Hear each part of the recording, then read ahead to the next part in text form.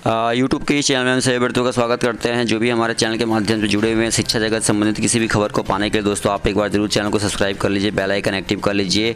94,000 शिक्षक बहाली हो या फिर एसटीटी का मुद्दा हो, दोनों ही खबरों को लेकर हम अपने चैनल के माध्यम से आते हैं। सबसे पहले हम देखेंगे 94,000 शिक्षक बहाली संबंधित क्या खबर है, उसके बाद देखेंगे कि हमें एसटीटी संबंधित क्या खबर है।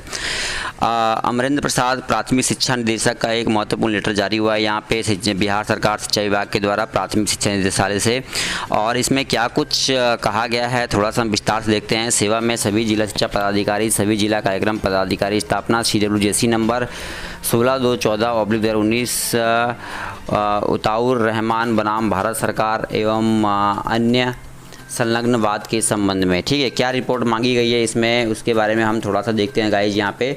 तो देखिए मैं आपको दिखा देता हूँ कि यहाँ पे कुछ महत्वपूर्ण रिपोर्ट्स मांगी गई है।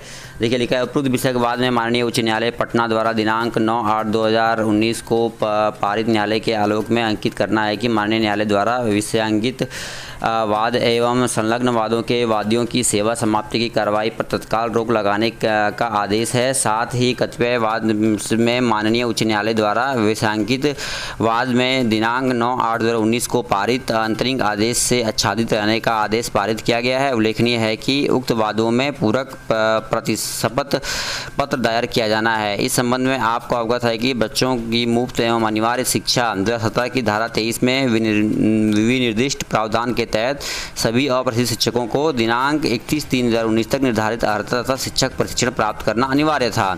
इस हेतु भारत सरकार के तत्वावधान में NIOS के द्वारा 18 माह का डीएलएड पाठ्यक्रम संचालित किया गया था। ठीक है, और देखिए लिखा है, कतिपय शिक्षकों के द्वारा अन्य प्रशिक्षण संस्थान से स्वयं भी प्रशिक्षण प्राप्त किया गया है।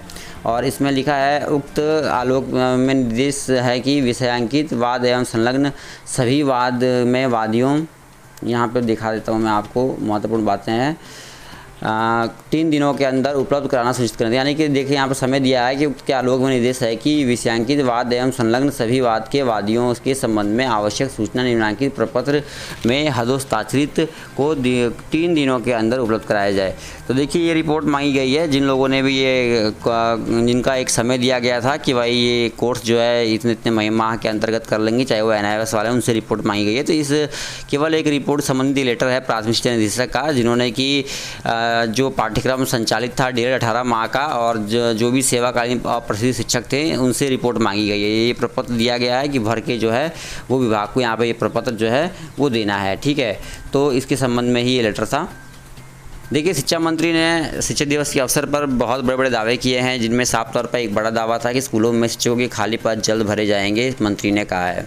तो शिक्षा मंत्री का बड़ा बयान आया है कि वो चाहते हैं कि भाई विद्यालयों में जो है शिक्षकों के रिक्त पद को जल्द से जल्द भरा जाए और एक गुणवत्तापूर्ण शिक्षा पे विचार किया जाए। बिहार के विद्यालयों में गुणवत्तापूर्ण शिक्षा की बहुत ज़्यादा कमी है, यही कारण है कि शिक्षा का दर जो है वो धीरे धीरे नीचे खिसकता जा रहा है।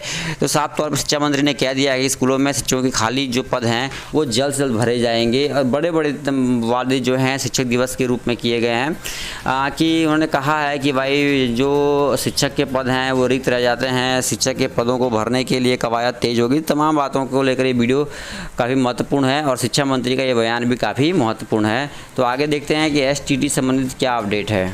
तो देखिए गाइज, आंदोलन समाप्त होने के बाद जो कि एसटीटी अभ्यर्थियों की जो डिमांड है वो सामने उभर के आई। ये मांग पत्र है, इसमें बहुत सारी बातें का उल्लेख है और कुछ डिमांड जो है वो किया गया है। आज दिनांक 5 सितंबर 2021 को पटना के गर्दनीबाग धरना स्थल पर हम सभी विज्ञापन के अनुसार चयनित 30,675 मेरिट लिस्ट के अभ्यर्थियों के द्वारा धरना का आयोजन किया गया।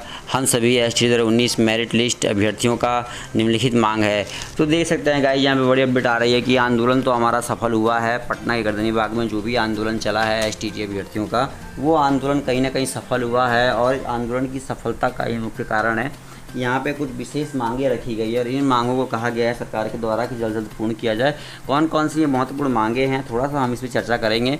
देख सकते हैं यहाँ पे साफ तौर पे लिखा है कौन कौन सी महत्वपूर्ण मांगें हैं।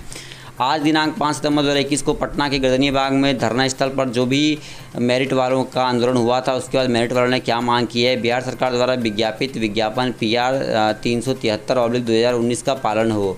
तो देख सकते हैं दोस्तों, पहली मांग है कि जो विज्ञापन है उसका पालन किया जाए। विज्ञापन के अनुसार मेरिट लिस्ट में चयनित 30,675 अभ्यर्थियों को अविलंब नियुक्ति किया जाए। यानी कि कहा गया है कि जो मेरिट में अभ्यर्थी शामिल हैं उनकी नियुक्ति जो है वो जल्द से जल्द की जाए।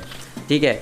आगे देखिए 26 जून को विज्ञापन के विरुद्ध जारी आदेश को निरस्त किया जाए। 26 जून को जो भी विज्ञापन के विरुद्ध जो आदेश जारी किया गया था, 26 जून के बाद ही जारी किया गया था, तो उस आदेश को कहा गया है कि निरस्त किया जाए और कोर्ट से भी यही अपील की गई है। वो वीडियो भी मैं आपको दिखाऊंगा, इसमें कोर्ट से भी यही अपील की गई है। ठीक है। आगे देखिए इसमें क्या है, प्रतियोगिता परीक्षा क्षेत्र 19 को किसी चरण से ना जोड़ा जाए। जैसे कहा जा रहा है कि 7वां चरण है, 8वां चरण है, इसमें इसी के अनुसार बहाली होगी, शिक्षा मंत्री का बयान था। तो अब साफ तौर पे स्पष्ट कर दिया गया है कि भाई इसको किसी चरण से ना जोड़ा जाए, बल्कि इसकी फ्रेश बहाली की जाए।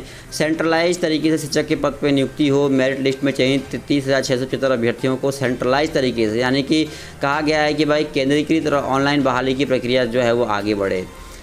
आगे देखिए लिखा है, विज्ञापन के अनुसार चयनित सभी अभ्यर्थियों को 30,675 अभ्यर्थियों को कैटेगरी वाइज डाटा जारी किया जाए। कैटेगरी वाइज डाटा दिया जाए कि जो अलग अलग कैटेगरीज है जिसमें कि आरक्षण मिलता है, उसके अकॉर्डिंग जो है वो डाटा जारी किया जाए। ठीक है। और भी कई सारी बातें जो है इसमें लिखा गया है कि देख सकते हैं गाइस 6वें नंबर पे कि विज्ञापन के अनुसार चयनित हम सभी 30,675 अभ्यर्थियों को कैटेगरी वाइज डाटा जो है उपलब्ध कराया जाए और हमारी नियुक्ति पे विचार किया जाए। तो जो भी मेरिट लिस्ट वाले कैंडिडेट हैं उनकी साफ तौर पे एक ही मांग है कि भाई मेरिट लिस्ट बनाई जाए और मेरिट लिस्ट में जो शामिल अभ्यर्थी थे उनकी तुरंत ही नियुक्ति कर दी जाए, किसी प्रकार से किसी चरण से ना जोड़ा जाए उसे, ऐसा कहा जा रहा है। तो ये महत्वपूर्ण मांगे हैं दोस्तों। अगर आपको वीडियो पसंद आती है, अगर ये मांगों से आप सहमत हैं गाइस, तो कमेंट बॉक्स पे ज़रूर लिखिएगा और हमें आपका ये कमेंट का इंतज़ार होगा।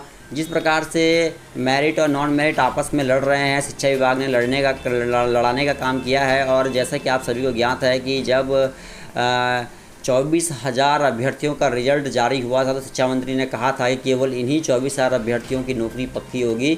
ऐसे में जब सेकंड राउंड में 3 विषयों का रिजल्ट आता है तो 50,000 और भी क्वालिफाइड अभ्यर्थी कहाँ से आ जाते हैं, क्या इनकी बैकडोर से एंट्री हुई है। तो कह सकते हैं गाइज कि बहुत ही बड़ी बात है कि भाई मेरिट वालों के अभ्यर्थियों के लिए बहुत बड़ी बात है कि जो अभ्यर्थी मेरिट में उनकी तो नियुक्ति करे सरकार, क्योंकि भाई मेरिट इसलिए ही बनती है ताकि नियुक्ति प्रक्रिया हो सके। तो बड़ी अपडेट है, पल पल की खबर हम पहुंचाते रहेंगे आपको। वीडियो पसंद आए दोस्तों तो शेयर कर दीजिएगा और पल पल की खबर के लिए जुड़े रहिएगा। और देखिए मैं आपको एक और अपडेट देता हूँ, जो कुंदन कुमार जी हैं उन्होंने भी केस किया था, इसमें 2011 को STT 2011 को बाहर करने के लिए कहा गया है कि उनका आवेदन अलग से हो, STT 2019-20 के साथ इनका कोई भी संबंध ना जोड़ा जाए। और जो लेटर है उसे निरस्त करने के लिए 26 जून के बाद जो लेटर शिक्षा विभाग ने जारी किया था उस लेटर को निरस्त करने के लिए पटना हाई कोर्ट से भी गुहार लगाई गई है। और जो कुंदन कुमार का ड्राफ्टिंग रिपोर्ट है, ड्राफ्ट है वो सामने आया है, जिसको कि मैं अगले वीडियो में आपको बताऊंगा कि क्या क्या मांगे थी, इसमें प्रमुख क्या क्या मांगे थी STT मेरिट अभ्यर्थियों की। STT मेरिट अभ्यर्थियों को साफ तौर पर कहना है केवल 24,000 जो सफल और मेरिट अभ्यर्थी हैं उनकी ही नियुक्ति की जाए। ठीक है। तो चलिए दोस्तों, इस वीडियो में इतने, धन्यवाद, जय हिंद।